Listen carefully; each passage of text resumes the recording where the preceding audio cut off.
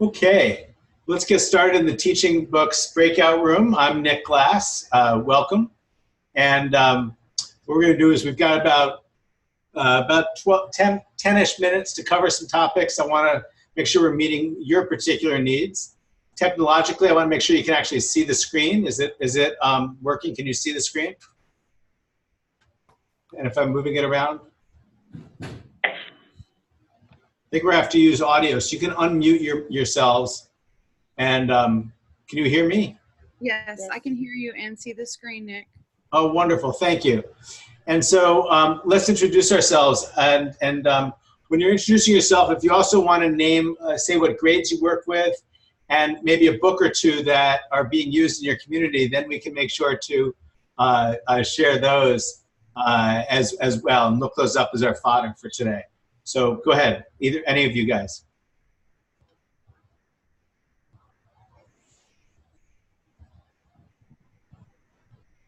Hi, Nick. This is Renee Owsley-Swank, and I'm at the California Department of Ed, and it's great to see you. Nice to see you. Is there a book you want me to think you're thinking about these days, or a subject, or a topic, or? Yeah, I'm reading Ruta's latest book, and now I can't think of the name of it. This is really bad. Ruta Cepeda's new book? Yes. Great. We can look up by author. Got it. Thanks. Anybody else? Who do we have? Molly? Hi, Nick. I'm also from the California Department of Education. I work in the Office of Learning Environments, and we deal with a lot of school facilities and trying to expand our purview a little bit to more being supportive of all learning environments, 21st century learning and flexible learning environments. Terrific. And is there, do you work with reading or literacy at all? And is there a certain book or topic you're specifically focused on these days that we can help see how you can bring out original, meaningful materials for you? Well, we pretty much deal with everything as the Office of Learning Environment, so we're kind of every content area is applicable. But I'm a big nonfiction person, so just anything nonfiction. Sure. I can't do anything specifically right now, but very appropriate for this topic. Great, excellent, superb. And then Deb, looks like you're in here. Hi. Hi.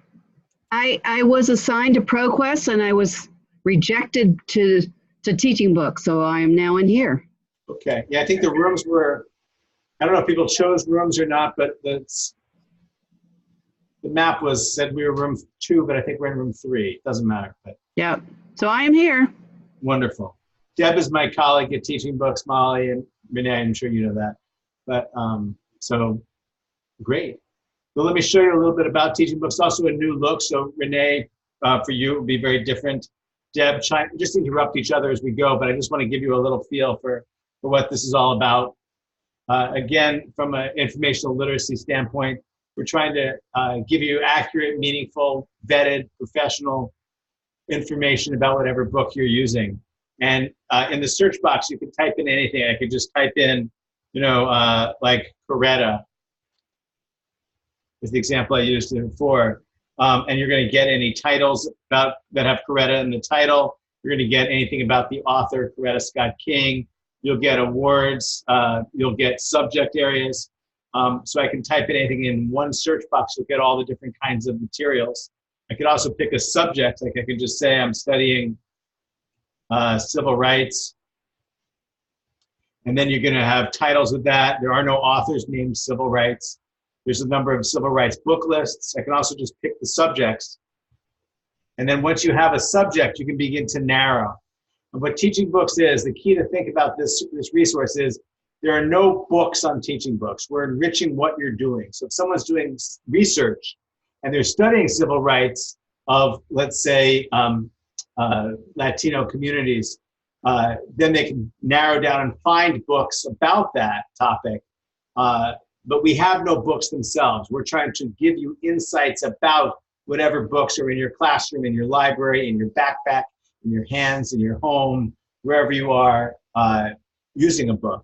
But it's about enriching what you have. So when I search for civil rights on TeachingBooks, you're going to start by getting titles, and then within titles, you'll get depth and knowledge and understanding about how to use that book deeper. Does that make sense before I go on?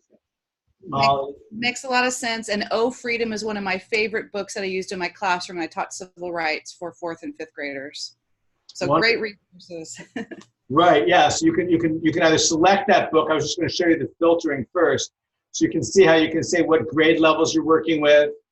So maybe you're interested in middle school. So now we're down to 137 titles of civil rights.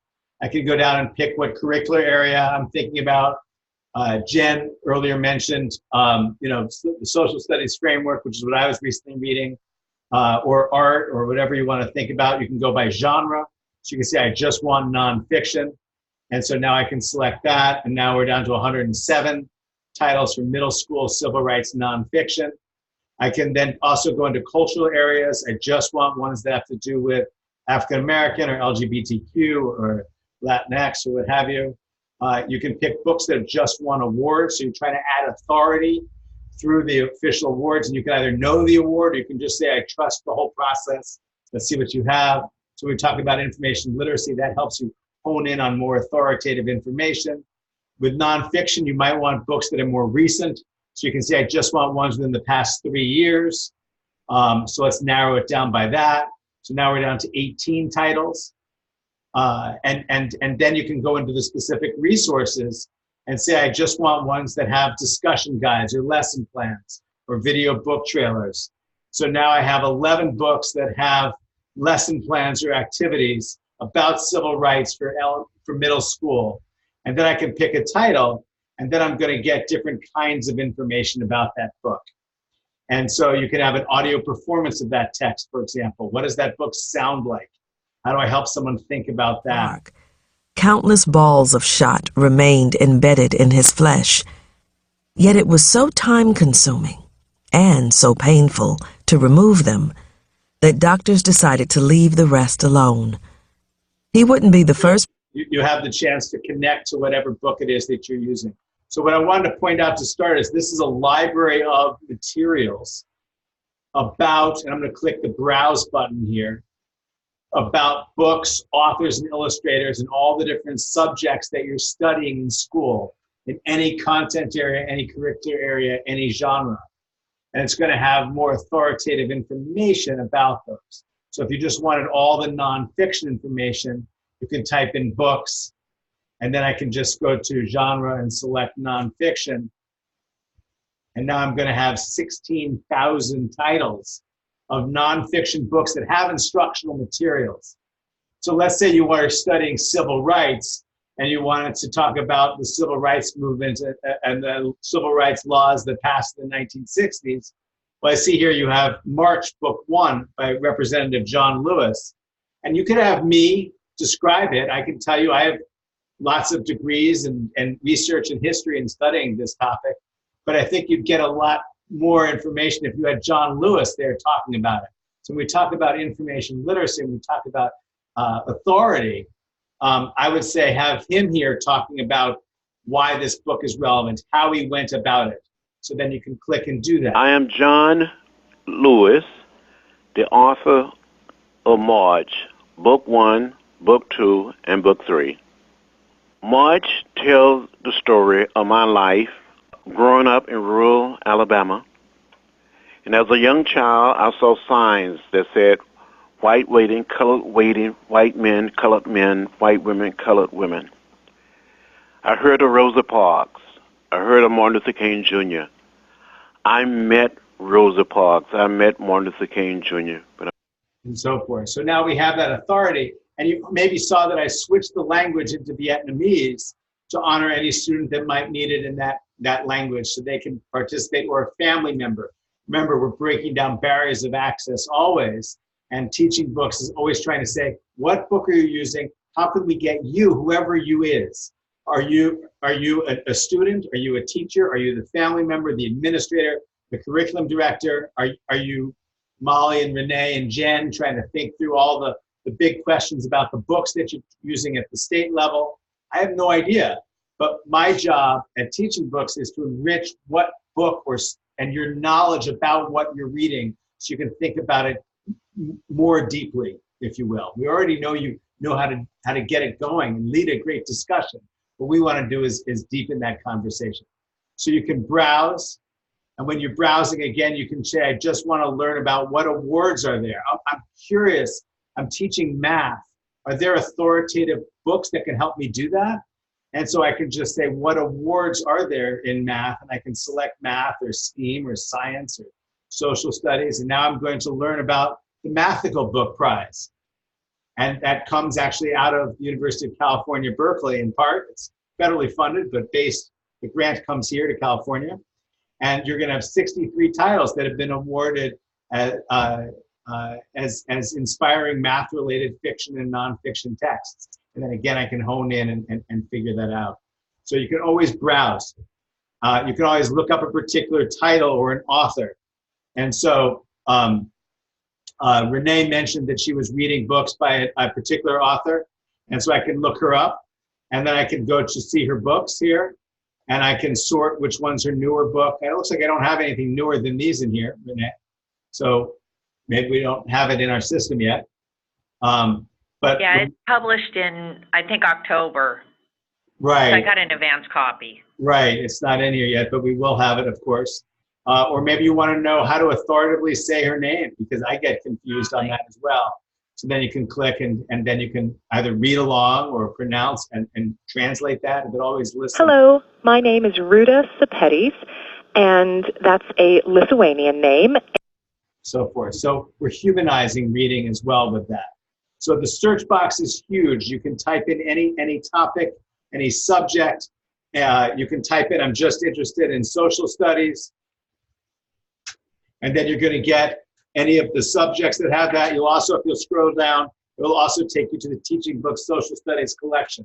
So now I have all of those 12,000 titles in one place, and then I can browse through those as well. So, and keep filtering, narrowing down to figure out what do you need, what are you researching, what are you studying, how can we deepen that for you? So that's what this is about.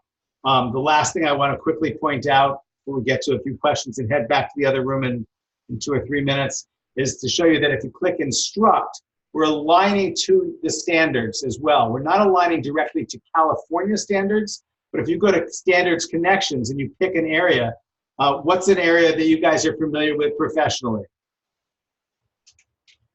STEM and STEAM. STEM and STEAM. So when you click that, then you're going to get your STEAM standards based on next generation science standards. Is that an authoritative source to you? Yeah, excellent. And then we're going to give you a few standards and jumping off points to think about.